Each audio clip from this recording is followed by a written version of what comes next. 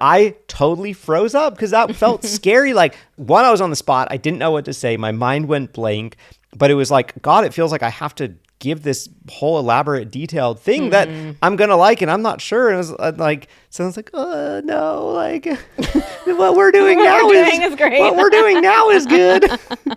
Yeah, I mean, that's the perfect illustration of what I think most people's experience with fantasy is.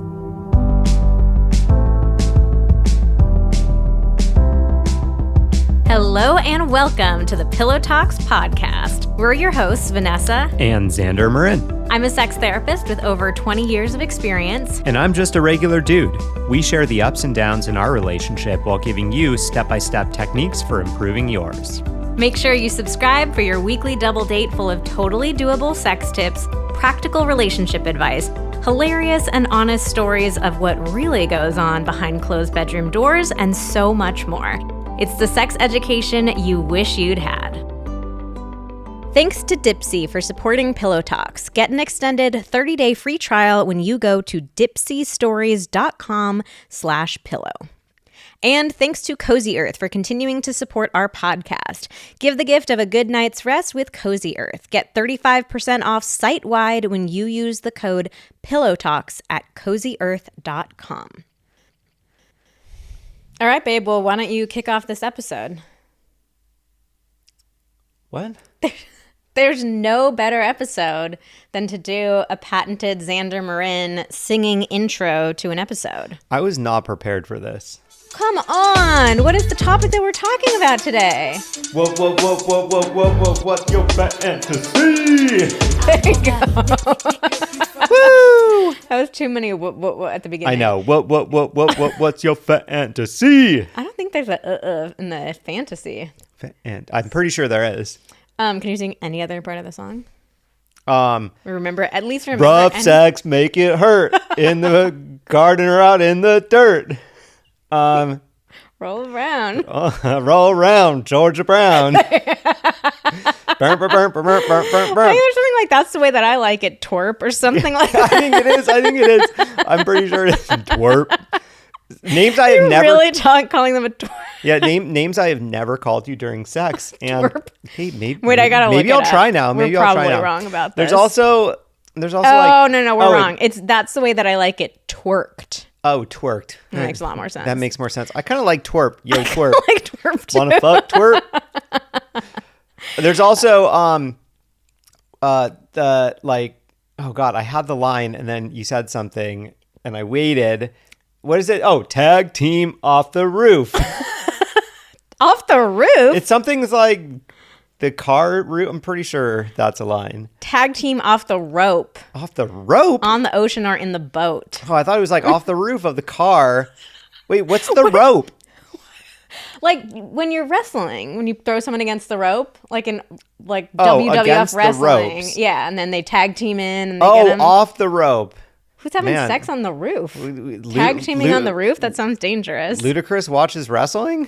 Okay, if you're not a millennial, then you're just like, what the hell is going on with this podcast? But hopefully these are the lyrics to What's Your Fantasy by Ludacris. Has anyone really not heard that song, though? Classic. It's such a classic.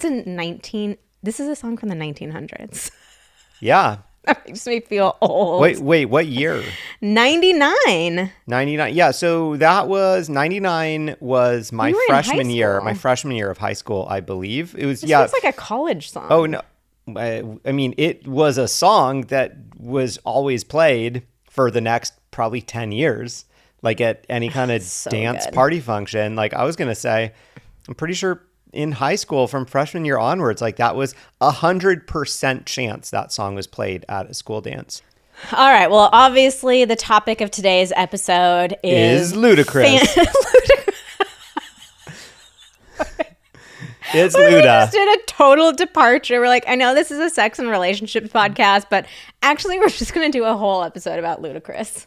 Yeah. What do you know about Ludacris? Very little. That's pretty much it. He's from the South, Atlanta. Dirty South.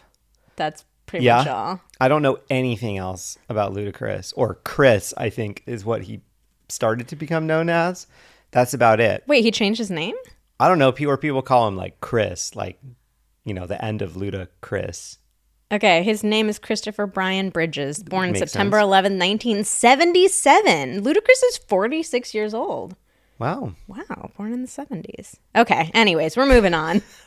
I'm not reading the Ludacris Wikipedia page anymore. I kind of want to see how long we Wait, can he's stretch born this in out. Illinois. I thought he was like repping Atlanta. We're peeling back the layers. This is a great podcast already. Oh my God. Okay, What else can we find out? We're about really Ludacris? talking about fantasies, no more about Ludacris.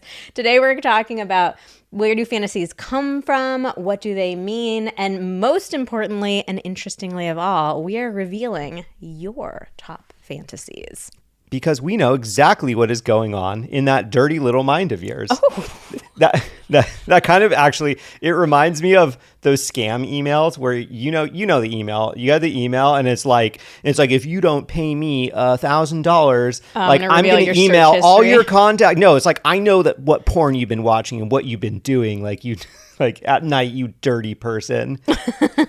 And like the first time anybody gets that email, you're like, oh my God, they have access to my camera. They know what I've been doing. And then you're like, wait, hold on. Like literally everyone gets that email and it's fake. So we don't actually know exactly what your fantasy are, but we might have a good idea.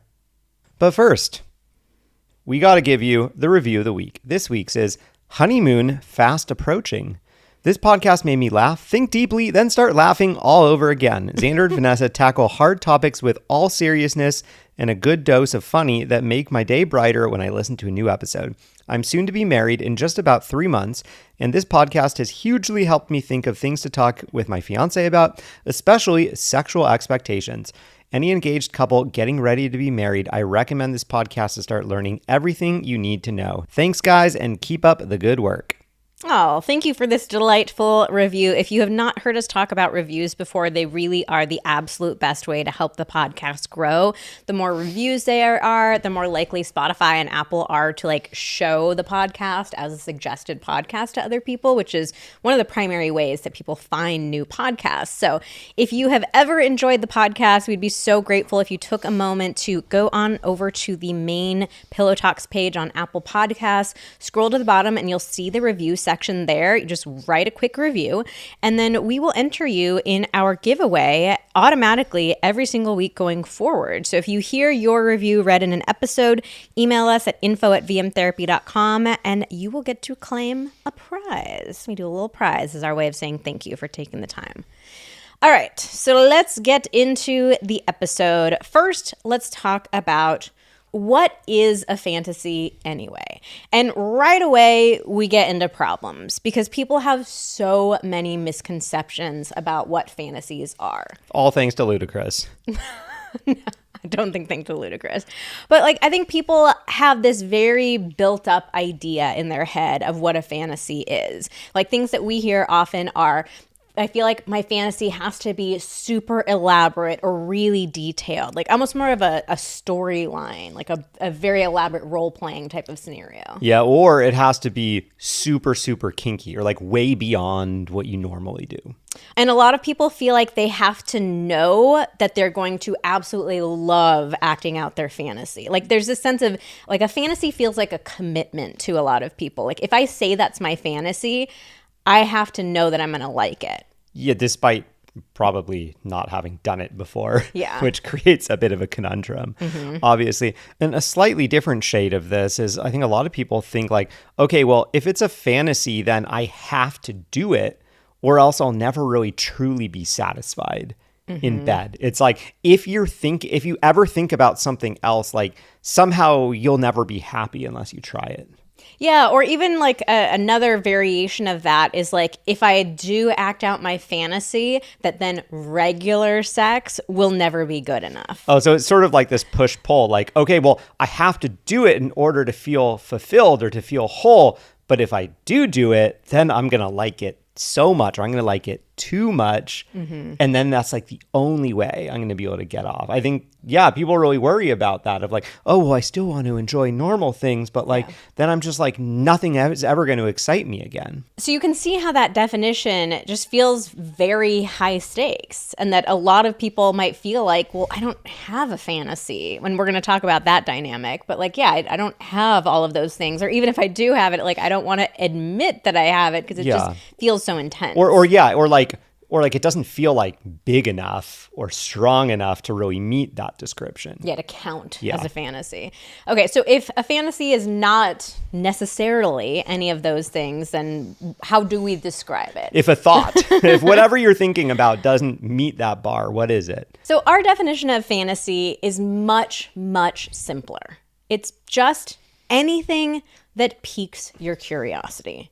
And I've always liked using the word curiosity actually in place of fantasy, because I've found that a lot of people respond better to curiosity. That being said, something really interesting happened when we were prepping for this episode. So in the past, we've polled our audience and we've asked, do you have a fantasy? And when we did it the last time, 77% of people said, no, I don't have a fantasy. But then when we asked, is there something that you're curious about trying in the bedroom? Around the same number said, yes, there was. So we even wrote about this in our book, Sex Talks, the 5 Conversations That Will Transform Your Love Life. We had a whole section that was called, like, we're asking the wrong question. Like, don't ask your partner, what's your fantasy? Because they're more likely to say, I don't have one. Instead, ask them, what is something you're curious about trying? So then here's the funny thing that happened. We redid this poll to prep for this episode, expecting the same results. But this time, 62% of people said they did have a fantasy, and only 58% of people said they had something that they were curious about trying. So that's a huge switch. Like, in the past, only 23% of people said they did have a fantasy, and now 62%. And this is just a couple of years in between. So I don't have an explanation for this. I was very fascinated to see that much of an increase happened. And I was also very fascinated to see that fewer people were saying that there was something that they were curious about trying. Like, to go from 70-80% of people saying, yeah, I'm curious, to only 58%, and to have less people saying they're curious than people saying they have a fantasy. It was just, the data was so strange and interesting to me. So we'll repeat this again in the future. But I think the point that I still come back to is I do like the word curious or curiosity better than fantasy, because I think it feels lower stakes.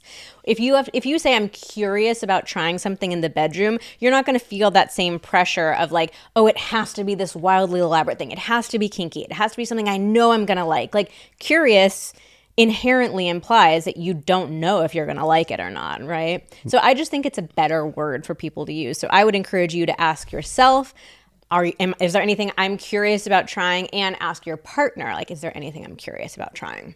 All right, so I'm curious about 2 things. I have 2 hypotheses as to why these data have changed. Okay. The first one is we got to stop and take a huge pat on the back, because it could be that this is something that we have talked about a lot with people over the last couple of years. And, these are polls of people who follow us. And so over the last couple of years, people who are following us are getting more comfortable with, oh yeah, like, it is okay to have a fantasy. Like, oh, like, curiosities and fantasies can be one and the same. So now people are more likely to be like, yeah, hell yeah, I do. It's not this scary thing where you freeze up. Like, I know that's happened to me before. I feel like I've told this story before. I don't know if I've told this story on the podcast, but like, definitely someone that I've been with in the past asked me one time, like, probably like in the middle of sex, like, hey, like, oh, like, what's your fantasy? And I totally froze up because that felt scary. Like, one, I was on the spot. I didn't know what to say. My mind went blank, but it was like, God, it feels like I have to give this whole elaborate detailed thing that I'm going to like, and I'm not sure. And it was like, so I was like, oh no, like what we're doing now is great. What we're doing now is good. Yeah. I mean, that's the perfect illustration of what I think most people's experience with fantasy is. And yeah, I'll take the little pat on the back. Sometimes I wish we had 2 Instagram accounts. Yes. One that was like people who've been following us for a month or less. Oh my like God, you're we need brand new. Okay, genius idea. We need to create a private Instagram account that we invite people to after they have been with us for a certain period of time for this really intense social experiment that we'll do where we can pull 2 different groups of people. No, just kidding. Okay, what's your second idea though? Okay. The second idea is that something else socially or on social media has gotten very popular since the last time we did that poll and this time.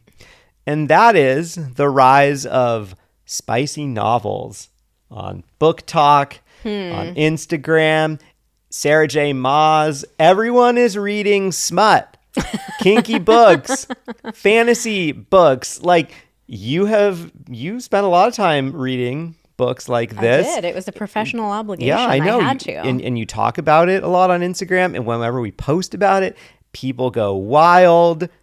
So it would, it stands to reason that if people are reading more stuff about this, they're, I think it's healthy and that it's helping people be like, ooh, like this is fun. I get a little bit of a zing from this. I'm hearing, I'm reading about things that likely I have never tried, and you got to, pick and choose. Oh, that sounds interesting to me. That doesn't sound interesting to me. I would like to maybe incorporate a little bit of this or a little bit of that. So, I mean, it's not a surprise if that is more common. People reading this stuff and talking about this stuff.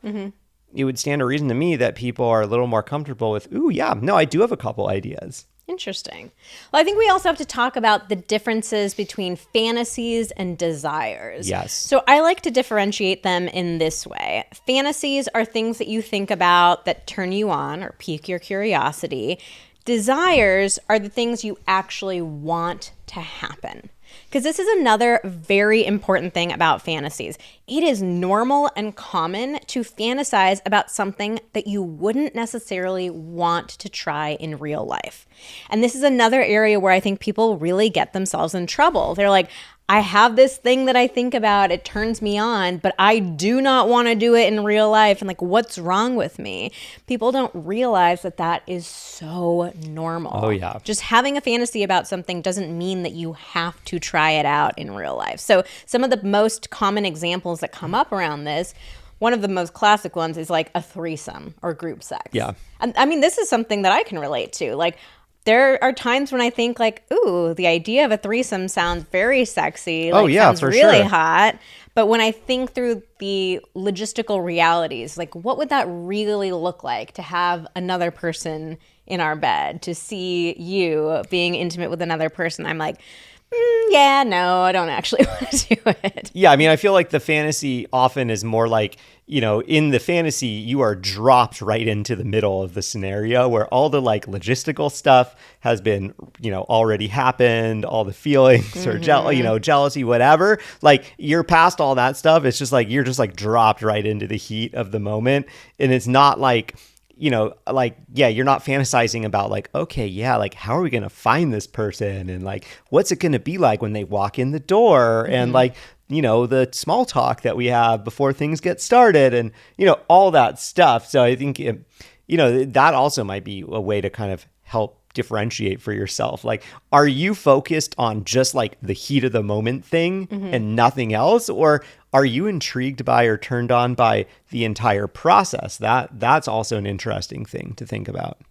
But what I'm really curious about, like if you're listening to this, is now that you can differentiate like fantasy from something that you have to or need to do, does that give you more permission to have those fantasies? Does it help you feel less ashamed or more like just able to embrace more like, oh, this is something that I can think about. This is something I am thinking about. And this is something that I can think about without me being a bad person, without me needing to do something that I don't feel comfortable with and my partner doesn't feel comfortable with. Like, does that give you more permission to just like be who you are sexually and, feel the things you want to feel and think the things you want to think? I mean, that's definitely the hope with this episode. So let's spend a minute talking about where do fantasies come from? People are always asking us, why do I have this fantasy? Where does it come from? And I think people really want to have an explanation. This is like dreams. Yes, very much like dream. Like, what does it mean kind of thing? And this is a question that we don't really have the answer to yet. Like, as a sex therapist, I've definitely worked with clients where we could trace the fantasy back to a specific moment from childhood of like, yeah, that was the point where I first started getting interested in it, and it feels clear.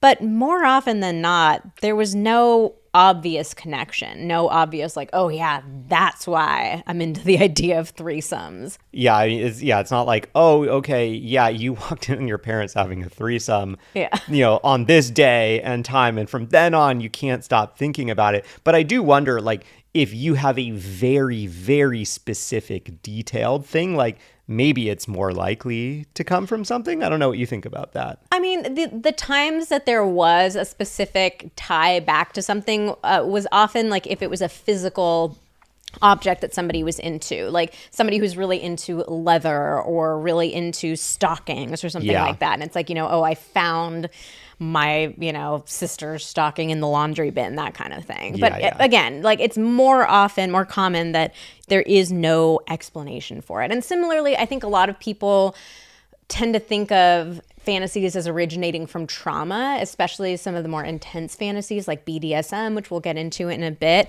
And that is absolutely not the case. It's not that, we are just sexualizing all of our trauma and, coming up with it. So I just think I understand the curiosity around like, yeah, why do I feel this? And why am I turned on by this? And it's great to kind of be curious about it yourself and think about like, yeah, what does it feel like? When do I first remember feeling this? You can totally do that, but don't put pressure on yourself to come up with some crystal clear explanation for why you're into it. A lot of this is very random, like food preferences. Why do I like mushrooms but not oysters? Like there's no reason for it. There's no deep psychology behind it. Yeah, I mean, I think the problem with like, oh, I have to tie it back to something, or especially the problem with like, oh yeah, well, like, an extreme fantasy is only coming from trauma. There's sort of this implication baked into that therefore there is an acceptable range of sexual behavior, and anything that deviates from this predefined, like, I don't know who would have predefined it, like predefined by God, by society, by, the president. Like, I don't know, but that somehow like there must be this predefined set or like bounds of like, these things are okay. And then beyond that, it's totally not okay. And therefore the only way that you could want that is because some trauma or whatever happened. Like that starts to get like, yeah, well, like, that doesn't even make any sense. Like where would those lines be drawn? Yeah. Before we go any further, I want to tell you a little bit about our sponsors because we love them and we love that they let us bring you Pillow Talks absolutely free of charge. So first up, we have Dipsea. Dipsea is an app full of hundreds of short, sexy audio stories designed by women for women. They bring scenarios to life with immersive soundscapes and realistic characters. You can discover stories about second chance romances, adventurous vacation flings, and hot and heavy hookups. And there's a growing library of fantasy series with vampires, Greek gods, and fairy smut to explore the bounds of your pleasure. New content is released every week, so in between listening to your favorite stories again and again, you can always find something new to explore. So I first heard about Dipsea actually from a client many years ago. We were exploring her feeling really low libido, just feeling totally disconnected from herself sexually and wanting to understand like what she needed to get more turned on. And she had actually started exploring Dipsea before we even started working together. And she shared it with me like, I've been shocked that this app, just like listening to some sexy stories by myself, has actually done wonders for helping me feel a little bit more turned on. So I checked it out for myself. I really loved it. Just the whole interface, the app is amazing. The idea of it is amazing. And I continued recommending it to clients and just had so many people who really enjoyed enjoyed it. So I love that they are now a podcast sponsor. I can share it with you. So many of you have reached out and said that you tried Dipsea and were shocked yourself by how much of an impact it made on your desire and your libido. So for listeners of the show, Dipsea is offering an extended 30-day free trial when you go to dipseastories.com/pillow. That's 30 days of full access for free when you go to dipseastories.com/pillow. dipseastories.com/pillow. And let's tell you a little bit more about Cozy Earth. I am currently recording this Cozy Earth ad from my Cozy Earth draped bed. I have the sheets, we have the pillowcases, the duvet covers, and Xander and I are absolutely obsessed with Cozy Earth. Cozy Earth makes the softest, most luxurious, and responsibly sourced bedding in the world. They've made Oprah's favorite things 5 years in a row. Their bedding is ethically sourced using premium viscose from highly sustainable bamboo. It's naturally temperature regulating and breathable, so you can sleep more comfortably all year round.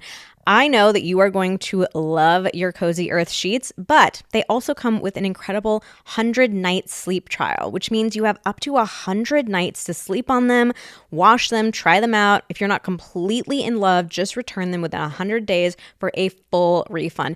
And they also have a 10-year warranty against defects.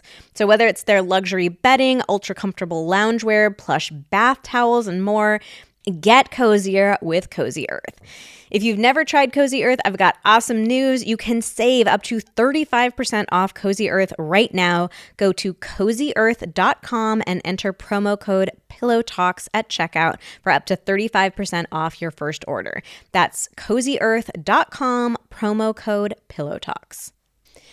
Next, let's tackle a big question. Is it normal to not have any fantasies? So when we were doing these questions about fantasies on Instagram, we put up a question box and just said, like, what questions do you have? How can we help out with this area? And by far and away, the number one question that people put into that box was, is it normal that I don't have any?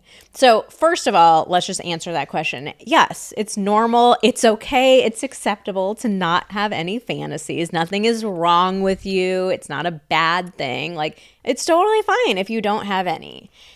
And at the same time, maybe now that we're shifting your definition or your understanding of fantasies, maybe that creates the space for you to realize, like, oh, there actually are some things. If I'm thinking about it as a curiosity rather than I have to guarantee that I'm going to love this, like, yeah, there are some things that I'm curious about trying. But I just always like to be clear that, like, there's no hierarchy here. Like, you're not a better person if you have fantasies, or like the more fantasies you have, the better of a person you are. Like, if you get through to the end of this episode and you're like, yeah, no, still wouldn't really describe anything as being a fantasy to me, like, that's fine. Yeah, I mean, at the end of the day, you still have the same sexual organs, you still have the same nerve endings, you're still capable of feeling the same amount of pleasure as anybody else. It's not like, in order to get the most out of sex, we have to have these things that we secretly want, or that we want that we don't get very often, and that by getting that thing that it's going to be so much better, like, beyond anything else. Like, that's not how it works.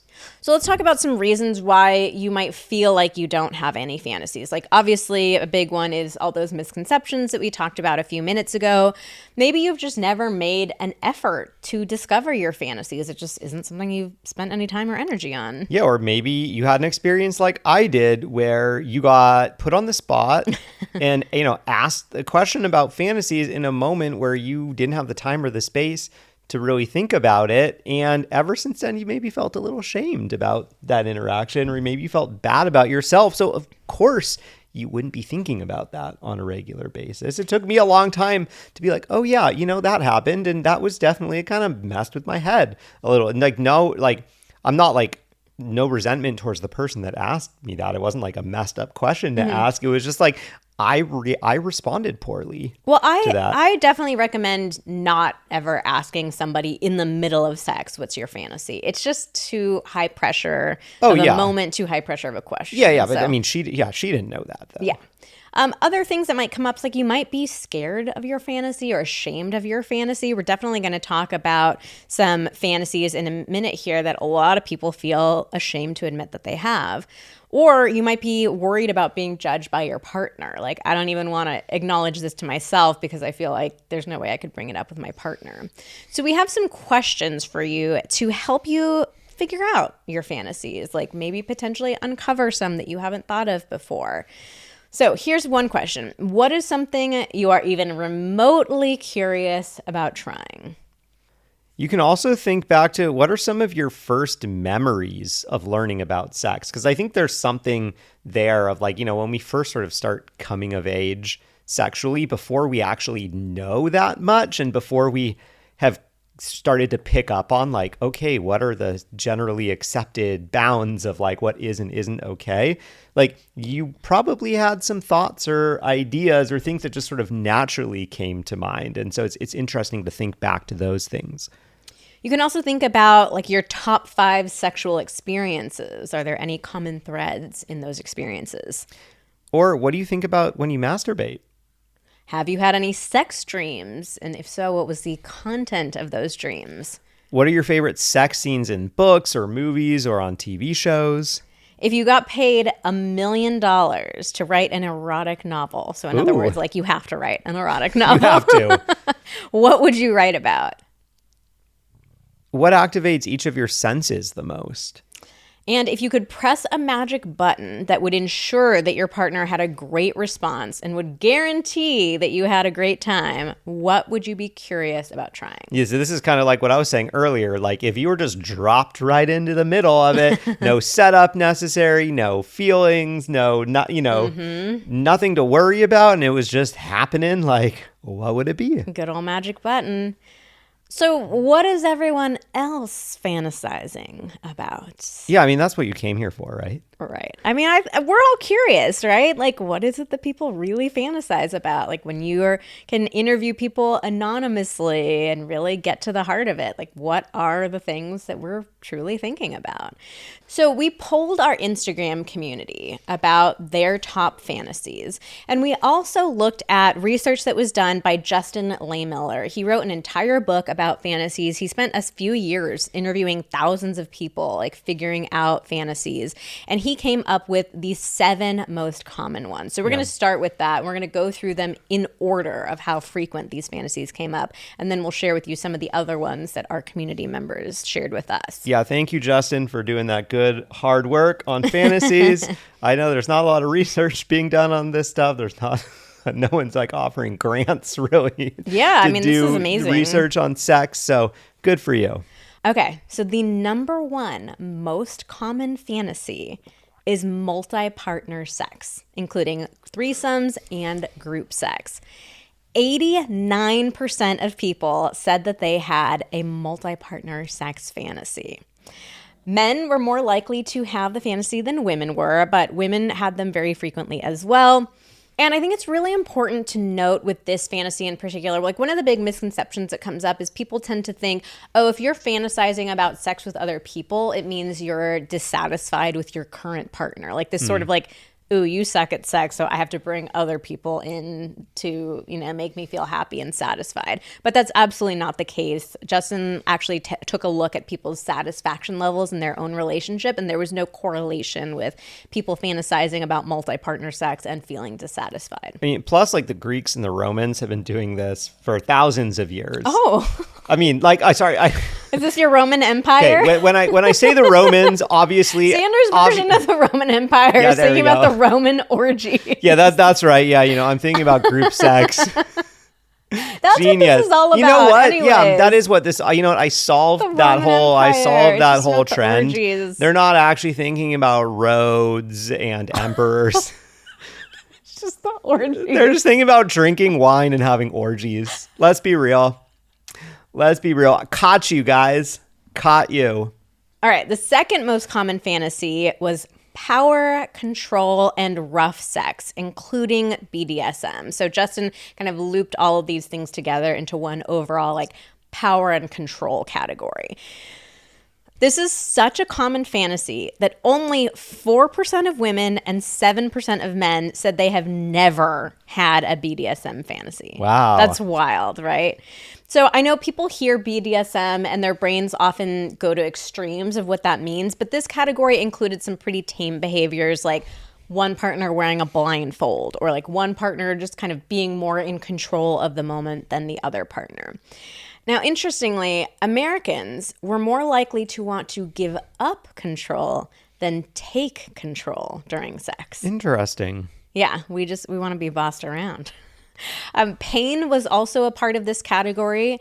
60% of people fantasized about inflicting pain during sex, whereas 65% of people fantasized about receiving pain. And women were much more likely to have pain fantasies than men were. Interesting. And again, this is another one where I think people go a little bit extreme with this. Like you hear the word pain and sex and you're like, oh my God, like who are these kinky people? But this could be something like one partner spanking the other. And it's like, yeah, it's causing me a little, like, there's a little tingle there, but it's not like punching somebody in the face. A tingle, not a zingle. A tingle, not a zingle. Exactly. This category also includes what I would say is the most controversial fantasy, which is forced sex fantasies, more commonly known as rape fantasies. And this is most common with women. A lot of women have forced sex fantasies. And I think people get very scared of this fantasy because actually being forced into having sex, being assaulted in some sort of way is a horrific experience that unfortunately far too many people have had real life experience with. So I think it's extremely, extremely important to be clear that nobody is fantasizing about actually being assaulted.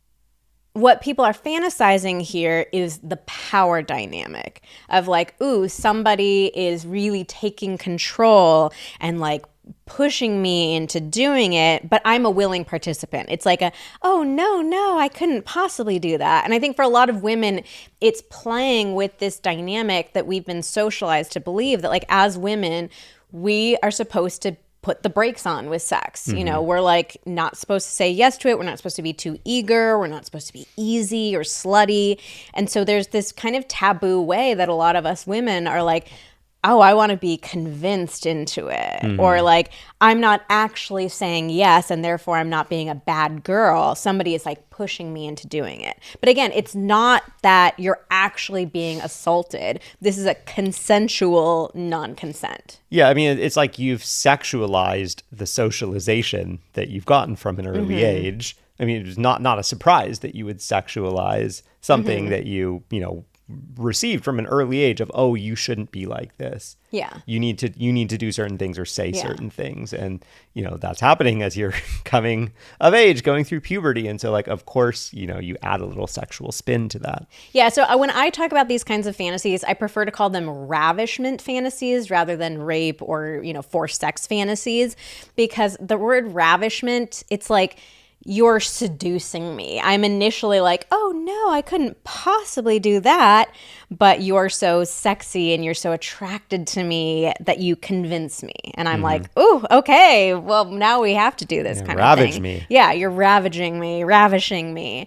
So it's, most women when they're thinking through this kind of fantasy, it's not a scary, like, oh, I'm actually being forced. There's a violence, there's a boundary violation, there's fear coming up. It's more of that like, oh, no, I couldn't. Ooh, okay, I guess I have to kind of thing. Yeah, but even if the fantasy did include some level of fear or boundary violation, again, that doesn't mean that that's something that you need to have happen in real life to be fulfilled or to actually enjoy the thing. It just gets back to that distinction, we've been talking about from the very beginning, that, sometimes a fantasy is something that you do want to try and sometimes it is not. And it is not this one-to-one correlation of if you're thinking about it, you secretly want it. Yeah, absolutely. All right. So the third most common category of common sexual fantasies are stuff in the sort of novelty or adventure variety range. So that could be like sexual activities that maybe you haven't done before, like oral, anal, playing with toys, being in different positions, having sex in unique or different settings, or having like an unexpected sexual encounter. This is kind of a grab bag category. Yeah. So, stuff where, it's like you've never done it before, or maybe you've barely done it before, or it's been a really long time. And so it's sort of you're thinking about like, oh, it would be fun to do this new thing, or this thing that, I didn't really like do it right the first time, or I didn't really enjoy it, but I'm curious about how it could be. And Vanessa, do you know what the most common position is that people fantasize about in this category? I mean, obviously I know. But why don't you tell us, Xander? It's doggy style.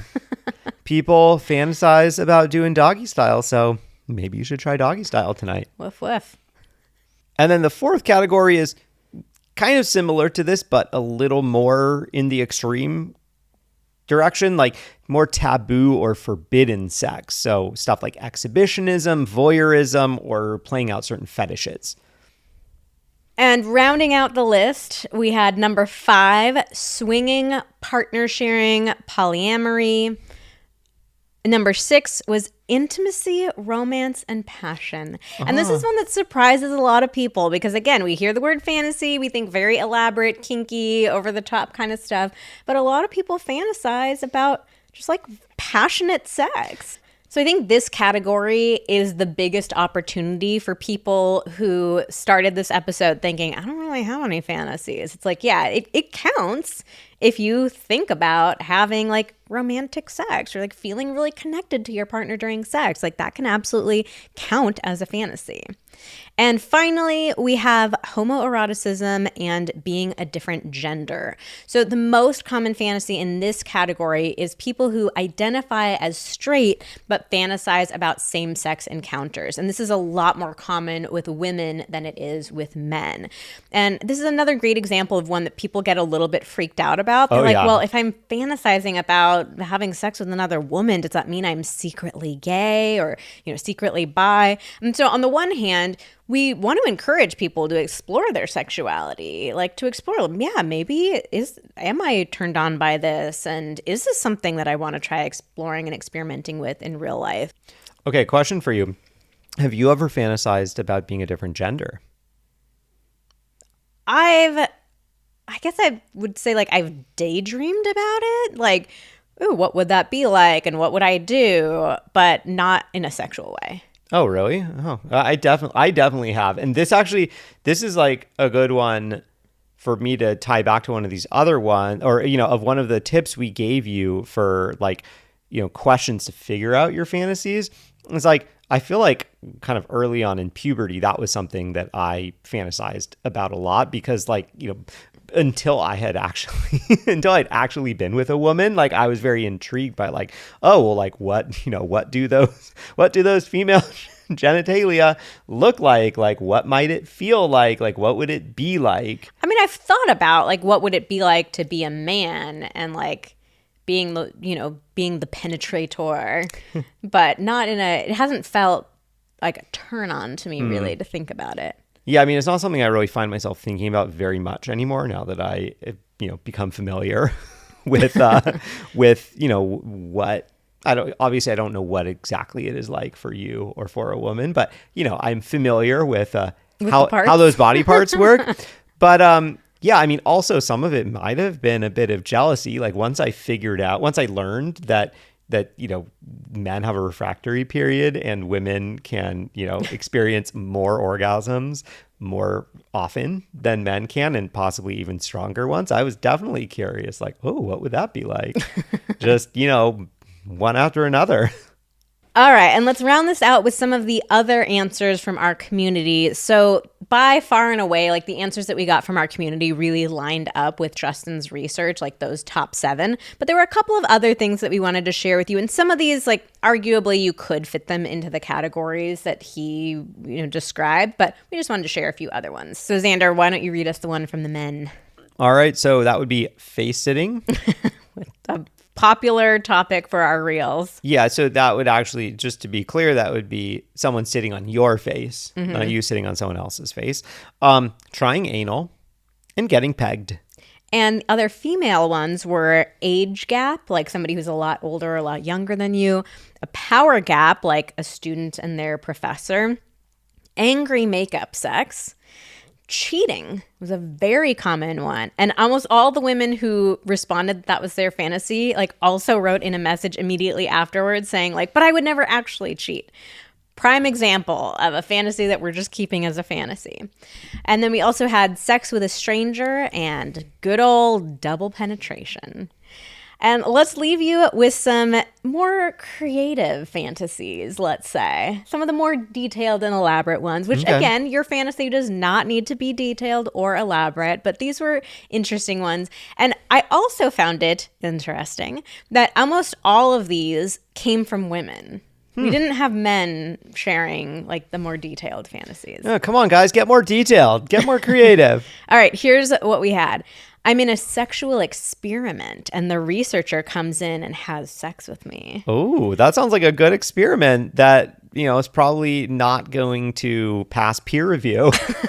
My military husband in full uniform goes down on me. My husband is a prison guard transporting me, a prisoner, to a new location. Ooh. Sex on a fluffy white bed in the middle of a greenhouse. Very specific and kind of random. I like that. Sex against a bookshelf in the library. Been there, done that. And it was hot, I will tell you. Sex with it was not with Xander, sorry. I was about to say, it wasn't me. I don't think I could do that. I think I would get in my head about. You couldn't. I'm not a big. It was very stressful. I'm not a big like voyeurism or no, not voyeurism, exhibitionism person, and when it comes to sex. Sorry, not to say I'm like taking my clothes off everywhere, but what I mean, okay, at our. It's an exhibitionist, but not when it comes to sex. I'm a non-sexual exhibitionist. No, sorry. I feel like now I really need to clarify that. Wow. What I mean is... It turns me off, but I like to take my clothes off. Yeah, but my kink is turning myself off. That's amazing. No, to clarify, what I mean is like, okay, like if I'm at like a hotel or something, or even like at our house, we can't really see, we have like a decent amount of privacy at our house, but like, not like complete privacy. Like, I don't really care like walking around naked. Like someone's going to have to really go out of their way to see me, or, like going in our cold plunge or something. Like if someone was waiting with some binoculars, like, yeah, maybe they'd see me naked, but like, whatever, like good for you if you took it upon yourself to go to all that effort. Anyway, yeah, no, I feel like I would get very stressed out about like, is anyone going to see? Can anybody hear? Like, so that I wouldn't really be able to perform. So not for me. I'm glad you got to experience it. Okay. But it sounds like it was stressful. Other ones, sex with a male superior in his office where he bends me over his desk. Getting dressed up in Marie Antoinette attire and having sneaky forbidden sex. What is Marie Antoinette attire? Like full like petticoats and corsets and like wigs and all that kind of stuff. Sounds like a lot of work to get those clothes off. Hopefully you can do it like with the clothes on. Sure. And finally, erotic couples massage with my wife side by side, and we both get a happy ending. Ooh. So now that we've revealed all the fantasies, if you're feeling curious about exploring some of your fantasies and maybe curious about exploring some desires, like what are the things that you actually want to try out in real life, we have an amazing resource to get you started. We created a sexual bucket list that lets you and your partner go through over 100 sexy ideas to help you discover desires and experience more pleasure. For just $29, you can start to reveal your sexual sweet spots, make your own sexual bucket list. So if you want to get started with that, you can find it at vmtherapy.com/bucket. That's vmtherapy.com/bucket, and we'll put the link in the show notes too. All right, that's it for today's episode of Pillow Talks. Thank you so much for listening. Join us again next week when we do a special episode that we are going to be calling Help Me Understand My Partner's Perspective.